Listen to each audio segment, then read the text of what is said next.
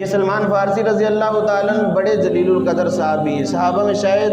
انہی کی سب سے زیادہ عمر ہو، 250 یا 300 سال تک ان کی عمر تھی۔ انہوں نے حق کی تلاش کے لیے بہت مشقتیں برداشت کی، بڑے پادریوں کے پاس گئے، حق کی تلاش کے لیے ان کی خدمت میں رہے۔ خیر آخرکار ایک نے ان کو بتایا کہ فلاں مدینہ طیبہ میں ایک رسول آنے والا ہے، ان کے پاس چلے جو وہی حق راستہ ہے۔ یہ تلاش میں بکتے بکاتے غلامی کی زندگی انہوں نے بسر کی، حق کی تلاش کی خاطر۔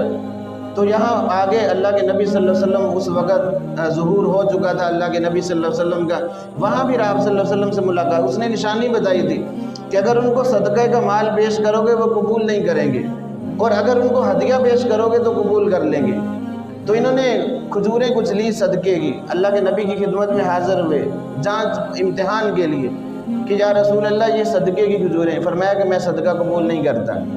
واپس کر دیا، فقراء میں تقسیم کر دیا۔ پھر کچھ عرصے کے بعد یا رسول اللہ یہ ہدیہ ہے، میں ہدیہ لے کر آیا ہوں، تو آپ صلی اللہ علیہ وسلم نے فرمایا کہ ہاں ہدیہ میں قبول کر لے، تو ان کو قبول فرما لیا۔ یہ نشانیاں دیکھ کر وہ مسلمان ہو گئے، اور کیسے مسلمان، اللہ کے نبی صلی اللہ علیہ وسلم نے ان کو وہ ٹائٹل دیا جو صحابہ کرام میں کسی کے لیے نہیں ہے۔ فرمایا سلمان منا اہل البیت، سلمان تو میرے گھر والوں میں سے ہے، میرے اہل بیت میں سے ہے۔ اللہ کے نبی نے ان کو یہ ٹائٹل